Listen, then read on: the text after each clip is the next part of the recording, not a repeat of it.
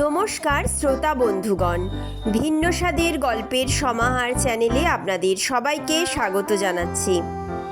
আজকে লেখক উল্লাস মল্লিকের লেখা যে হাসির গল্পটি পাঠ করে শোনাবো, গল্পটির নাম ছাতা ও শুভঙ্কর বাবু। দারুণ মজার একটি গল্প। আশা করছি গল্পটি আপনাদের ভালো লাগবে। গল্প পাঠ ভালো লাগলে গল্পের শেষে অবশ্যই একটা লাইক করে দেবেন।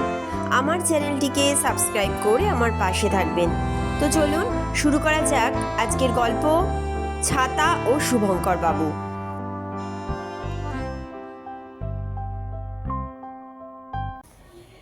বাস থেকে নেমে শুভঙ্কর বাবু বুঝতে পারলেন ব্যাগ থেকে ছাতা হাপিস। আসলে আজ সকাল থেকেই অদৃষ্ট যেন ফেবের মতো লেগে আছে পিছনে। সকালে চা খেতে গিয়ে অসাবধানে জিভ পুড়ে গেল। হু হু হু হু করে তাড়াতাড়ি গ্লাস থেকে জল খেতে গেলেন। জল কতটা খেলেন বলা যায় না, কিন্তু বিষম খেলেন মারাত্মক। কেশে কেশে নাক চোখ দিয়ে জল পড়তে লাগলো। রান্নাঘর থেকে গিন্নি মধুবালা চিৎকার করে বললেন, ডালে লঙ্কা ফোড়ন তো এখনো দিইনি, এত কাশি আসছে কোথা থেকে? পেটের মধ্যে কি কাশির গোডাউন বানিয়েছো? সাত সকালেই হাঁচি কাশি মোটেই ভালো কথা নয়, গৃহস্থের অমঙ্গল হয়। অনেক হয়েছে, এবার হাঁচি কাশি বন্ধ রেখে বাজারটা করে আনো, না হলে ভালো জিনিস পাবে না। যাই হোক, ব্যাগ হাতে বাজারে গেলেন শুভঙ্কর বাবু। আকাশে কালো মেঘের দল হুড়ুম দুড়ুম করে এমনভাবে দৌড়ে আসছিল যেন পাগলা কুকুর তাড়া করেছে। ঝুঁকি না নিয়ে ছাতা সঙ্গে নিলেন, সেই সাবেক কালের দীর্ঘ বাঁটওয়ালা কালো ছাতা, তার বহুদিনের বন্ধু। এরকম মজবুত জিনিস আজকাল আর পাওয়া যায় না। ঘুরে ঘুরে বাজার করা পছন্দ তার, আজও তেমনই করলেন। তারপর ফেরার পথে হঠাৎ খেয়াল হলো কি যেন নেই। হ্যাঁ, মনে পড়েছে, ছাতাটা ফেললেন কোথায়? আবার ফিরে গেলেন বাজারে। যাদের থেকে জিনিস কিনেছিলেন তাদের কাছে গেলেন। প্রত্যেকেই জানালো ছাতার ব্যাপারে তারা কিচ্ছুটি জানে না। তাহলে ছাতা গেল কোথায়? শুভঙ্কর বাবুর হঠাৎ মনে হলো এখনও তো কাঁচকলা বাকি। বাজারের শেষ প্রান্তে একটা ছেলের কাছ থেকে কাঁচকলা কিনেছিলেন, হয়তো সেখানেই ফেলে এসেছেন। প্রায় দৌড়ে গেলেন ছেলেটার কাছে। তাকে দেখে চিনতেও পারল ছেলেটি। এক গাল হেসে বলল, আর এক ছড়া দেবো স্যার? আমার এই কলা আয়রন ভিটামিন প্রোটিনে ভরপুর। এই কলা প্রতিদিন খেলে পুষ্টি হয় শরীরে, বুদ্ধি আয়ু দুটোই বেড়ে যায়। শুভঙ্করবাবুর তখন অত শত শোনার ধৈর্য নেই। হাঁপাতে হাঁপাতে বললেন, আচ্ছা, এখানে কি একটা ছাতা ফেলে গেছি? ছেলেটি বলল, ছাতা এতক্ষণে আপনার বাড়ি পৌঁছে গেছে। শুভঙ্করবাবু বললেন, মানে? স্যার, আপনি ছাতা ফেলে যাওয়ার পরই একজন কাস্টমার এলো। লোকটা নতুন, আগে কোনো দিন দেখিনি। উনি কাঁচকলা বাছাবাছি করছিলেন। আমি বললাম, এই যা, স্যার ছাতা ভুলে চলে গেছেন। উনি বললেন উনি নাকি আপনার বিশেষ পরিচিত, তাই উনি আপনাকে ছাতাটা দিয়ে দেবেন। আমি তবু বললাম, ঠিক বলছেন তো? উনি বললেন উনি আপনার বাড়ির একতলায় ভাড়া থাকেন। ব্যাস, আমার আর সন্দেহ থাকলো না, ছাতাটা দিলাম।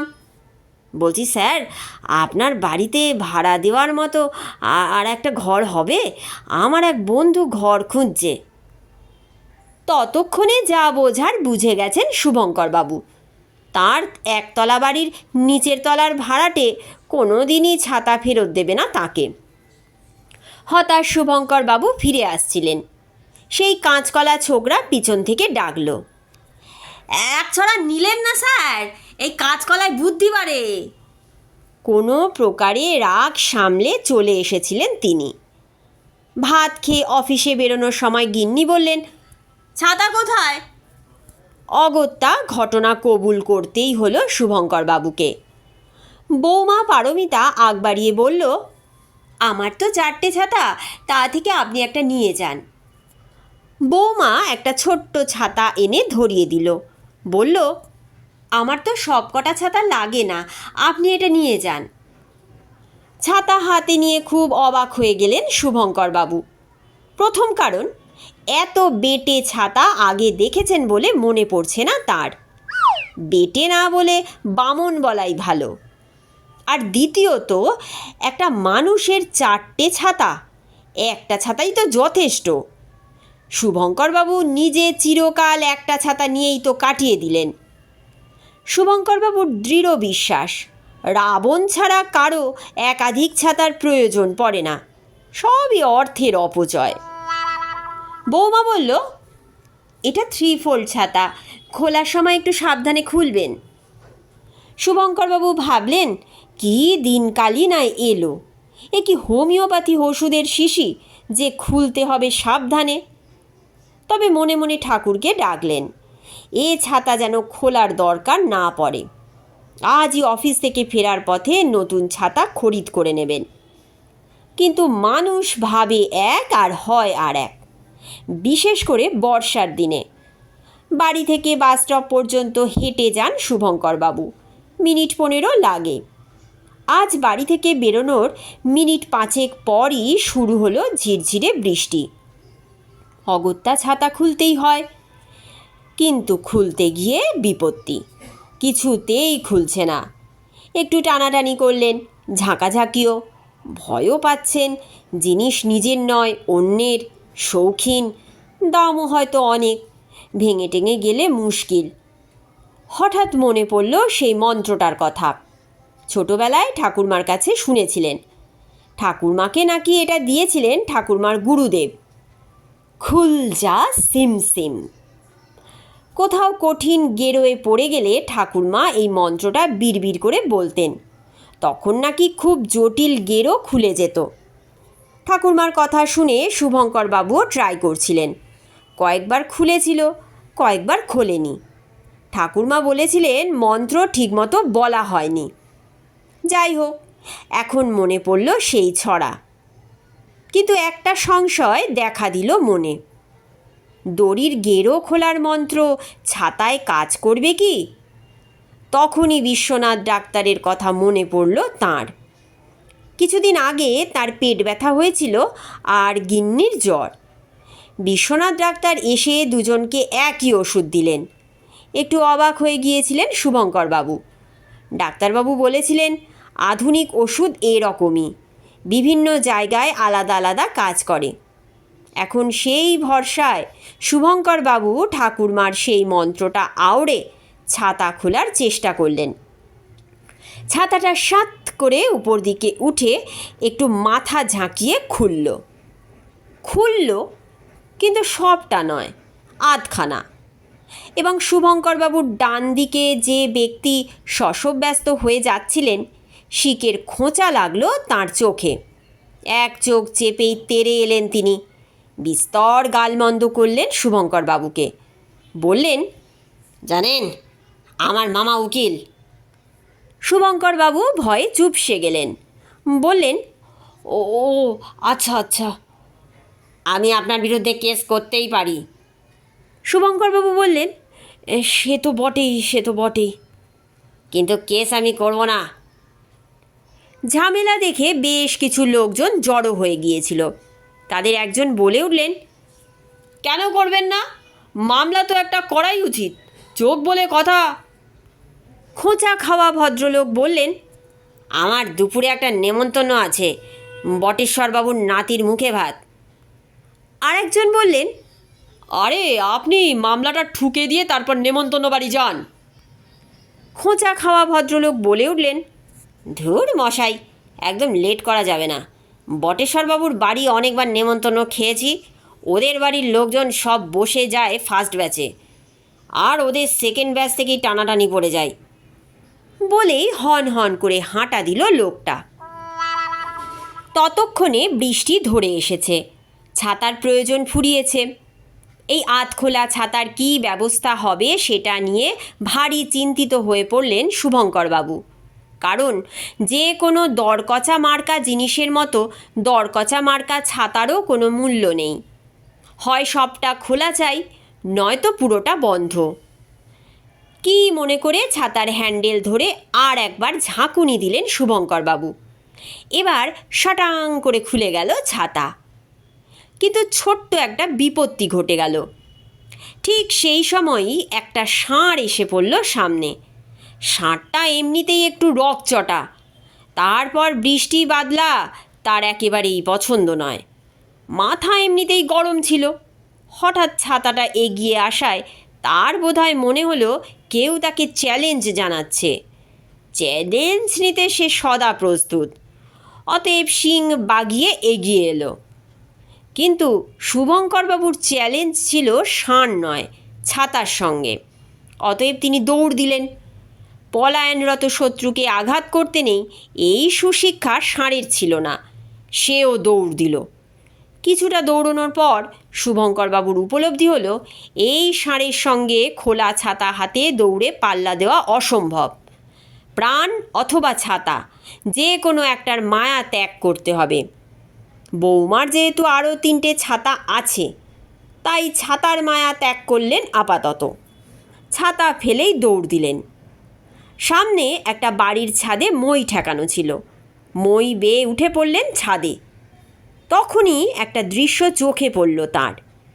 একটু দূরেই খোলা ছাতাটা পড়ে আছে রাস্তার ধারে, আর সেই বেপরোয়া ষণ্ড সেটার সামনে দাঁড়িয়ে ফোঁস করে গর্জন করছে। হঠাৎ আরও একটা কাণ্ড ঘটতে দেখলেন শুভঙ্করবাবু। পাশ দিয়ে একটা অল্প বয়সী ছেলে ছাতা মাথায় দিয়ে যাচ্ছিল। কোন বিবেচনায় কে জানে সে ক্রুদ্ধ ষাঁড় তাকেই তাড়া করল। শুভঙ্করবাবু আর দেরি করেননি। মই বেয়ে নিচে নেমে এলেন। তারপর ছাতা মাথায় সোজা চলে এলেন বাস স্টপে। বাস স্টপে আবার নতুন ঝামেলা। অফিসগামী বাস এলো একটা। প্রবল ভিড়। বৃষ্টির মধ্যেও কিছু প্যাসেঞ্জার গেটে ঝুলছে। অফিস টাইমে এটা অবশ্য নিত্যদিনের ব্যাপার। এরই মধ্যে ফাঁক গলে ঢুকে যেতে হবে ভিতরে। অবসর নেওয়ার আর বছর 5 বাকি। সুতরাং কীভাবে উচ্চিংড়ের মতো ঢুকে বাজপাখি হয়ে যেতে হয় সে আদব কায়দা তাঁর বিলক্ষণ জানা। কিন্তু ছাতা বন্ধ করতে গিয়ে দেখলেন বন্ধ হচ্ছে না। ছাতা বন্ধ না হলে তো রোজকার এই পলিসি কাজ করবে না। অনেক টানাটানি হ্যাঁচকি করলেন। উল্টে পাল্টে দেখলেন অসাবধানে একটা শিক নিজের নাকেই গুঁজে গিয়ে হাঁচি শুরু হলো শুভঙ্করবাবুর। সেই ফাঁকে বাস গেল বেরিয়ে। একটু চিন্তায় পড়ে গেলেন শুভঙ্করবাবু। ছাতা বন্ধ না হলে কোনো বাসেই তো ওঠা যাবে না। কিন্তু ছাতা বন্ধ করতে গেলে তো জখম হওয়ার আশঙ্কা। তখন অফিস ছেড়ে অ্যাম্বুলেন্স ডাকতে হবে। আচ্ছা, অ্যাম্বুলেন্সে কি খোলা ছাতা নিয়ে ওঠা যায়? হঠাৎ মনে হলো বৌমাকে একটা ফোন করলে কেমন হয়। তারই তো ছাতা, সে নিশ্চয়ই খোলা আর বন্ধ করার কায়দা জানে। বৌমাকে ফোন করলেন শুভঙ্করবাবু।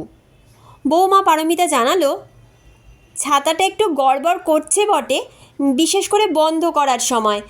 আসলে প্রথম ফোল্ডের একটা শিক বাঁ দিক থেকে ডান দিকে বেঁকে গেছে, আর সেকেন্ড ফোল্ডের একটা শিক ডান দিক থেকে বাঁ দিকে বেঁকে গেছে, আর থার্ড ফোল্ডের একটা। পারমিতাকে থামিয়ে দিয়ে শুভঙ্করবাবু বলে উঠলেন, এত কিছু তো মনে রাখতে পারবো না বৌমা। পারমিতা বলল, ঠিক আছে, আমি হোয়াটসঅ্যাপ করে দিচ্ছি। শুভঙ্করবাবু বললেন, তাই দাও। দেখতে দেখতে আর একটা বাস এসে গেল। এটাই অত ভিড় নেই। খোলা ছাতা নিয়েই উঠতে গেলেন শুভঙ্করবাবু। কন্ডাক্টর বললেন, ছাতা বন্ধ করে উঠুন। শুভঙ্করবাবু বললেন, এ ছাতা ওয়ান ওয়ে ছাতা, বন্ধ করা যায় না। কন্ডাক্টর বললেন, বাহ, দারুণ ছাতা তো, কোথা থেকে কিনলেন? শুভঙ্করবাবু বললেন, দোকান থেকে। কন্ডাক্টর বললেন, বাহ, দোকানের ঠিকানাটা দেবেন তো। শুভঙ্করবাবু বললেন, সে তো দেব, কিন্তু আগে উঠতে দিন। কন্ডাক্টর বললেন, কিন্তু ছাতার জন্য এক্সট্রা ভাড়া লাগবে। শুভঙ্করবাবু বললেন, কত? 30 টাকা। শুভঙ্করবাবু বললেন, ওরে বাবা, 30। কন্ডাক্টর বললেন, কমই বলেছি, এই ছাতার জায়গায় অন্তত 5 জন লোক বাড়তি তুলতে পারতাম আমি। আর কথা না বাড়িয়ে খোলা ছাতা নিয়েই শুভঙ্করবাবু উঠে পড়লেন বাসে। এক কোণে ছাতা মাথায় দাঁড়িয়েও পড়লেন। প্যাসেঞ্জাররা প্রায় সবাই অবাক চোখে তাকিয়ে দেখছিল, আলোচনা করছিল নিজেদের মধ্যে। একজনের কথা কানে এলো তার। সে বলছে, এটা একটা রোগ, কিছুদিন হলো এদিকে এসেছে।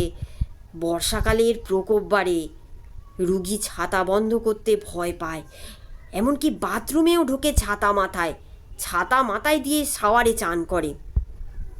তখন অন্য একজন জিজ্ঞেস করলো, এদের কি কামড়ানোর প্রবণতা থাকে? প্রথম প্যাসেঞ্জার বলল, সকলের নয়, তবে কারো কারো থাকে। সেই সময় কন্ডাক্টর এগিয়ে এলেন। চুক্তি মতো অতিরিক্ত 30 টাকা দিতে হলো তাকে। বাস বেশ গতিতেই ছুটছিল। বৃষ্টি কমে আসছিল। হঠাৎ প্রবল ঝাঁকুনি দিয়ে লাফিয়ে উঠল বাসটা। শুভঙ্করবাবু বাসের প্ল্যাটফর্ম থেকে 6 ইঞ্চি উপরে উঠে গেলেন। ছাতাটা ঠুকে গেল বাসের ছাদে এবং শুভঙ্করবাবু অবাক হয়ে দেখলেন ছাতাটা মুড়ে গেছে। বাসটা আসলে বড় একটা গাড্ডায় পড়েছিল। জলে জমে থাকায় ড্রাইভার সাহেব দেখতে পাননি। যাই হোক, এবার সহজেই 3 ভাঁজ করে ছাতাটাকে জব্দ করে ফেললেন শুভঙ্করবাবু। তারপর কাঁধে ঝোলা রেক্সিনের ব্যাগে ঢুকিয়ে রাখলেন। একটা সিটও পেয়ে গেলেন সেই সময় এবং ঠান্ডা হাওয়ার আমেজে অনতিবিলম্বে ঘুমিয়েও পড়লেন। বাস থেকে নেমে টের পেলেন ব্যাগ কেটে কেউ ছাতাটা হাতিয়ে নিয়েছে। বৃষ্টি একেবারেই থেমে গিয়েছিল। বেশ হাসি মুখেই অফিসে ঢুকলেন শুভঙ্করবাবু। যে ছাতা নিয়েছে সে তো জানে না কি জিনিস নিল। ব্যবহার করতে গিয়ে নিশ্চয়ই খুব গালাগালি দেবে শুভঙ্করবাবুকে।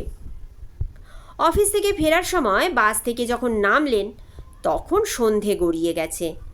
মুশকিল হলো আবার ঝমঝমিয়ে বৃষ্টি নেমেছে। শুভঙ্করবাবু ভেবেছিলেন আজ বুঝি আর বৃষ্টি হবে না, কাল অফিসে যাওয়ার পথে নতুন ছাতা কিনে নেবেন।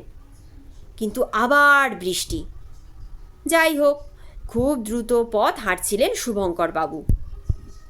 হঠাৎ একটা জিনিস চোখে পড়ল তাঁর। রাস্তায় প্রায় সবাই ভিজতে ভিজতে যাচ্ছে। এর মধ্যে অনেকেরই হাতে মোড়া ছাতা। বৃষ্টি পড়ছে, সঙ্গে ছাতা আছে, কিন্তু কেউ এই ছাতা খুলছে না। তাহলে কি সকলের ছাতারই অবস্থা বৌমার ছাতার মতো? পাশ দিয়ে একটা লোক যাচ্ছিল, হাতে মোড়া ছাতা। প্রবল কৌতূহলে তাকে কারণ জিজ্ঞেস করলেন শুভঙ্করবাবু। তিনি বললেন, আসলে এলাকায় একটা ষাঁড় সকাল থেকে ক্ষেপে আছে, মানুষকে আক্রমণ করছে। তবে সব মানুষকে নয়, যাদের মাথায় ছাতা আছে তাদেরই বেছে বেছে আক্রমণ করছে। এক প্রত্যক্ষদর্শী জানায়, সকালে এক ব্যক্তি তার মুখের সামনে ছাতা খুলে তাকে উত্তেজিত করে। সেই থেকেই ষাঁড়ের এই রূপ। খবর দেওয়া হয়েছে থানায়।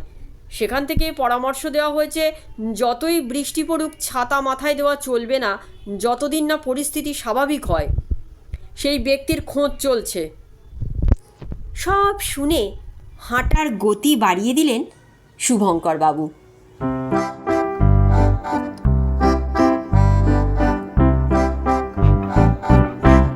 আজকের মতন গল্প পাঠ এখানেই শেষ হচ্ছে। গল্প পাঠ যদি এতটুকুও ভালো লেগে থাকে তবে অবশ্যই একটা লাইক করে দেবেন। আমার চ্যানেলটিকে সাবস্ক্রাইব করে আমার পাশে থাকবেন, যাতে ভিন্ন ভিন্ন স্বাদের বিভিন্ন ধরনের গল্প নিয়ে আপনাদের সামনে হাজির হতে পারি। আপনারা খুব ভালো থাকবেন, সুস্থ থাকবেন এবং সাবধানে থাকবেন। নতুন একটি দিনে নতুন একটি গল্প নিয়ে আবার আমি আপনাদের সামনে হাজির হব।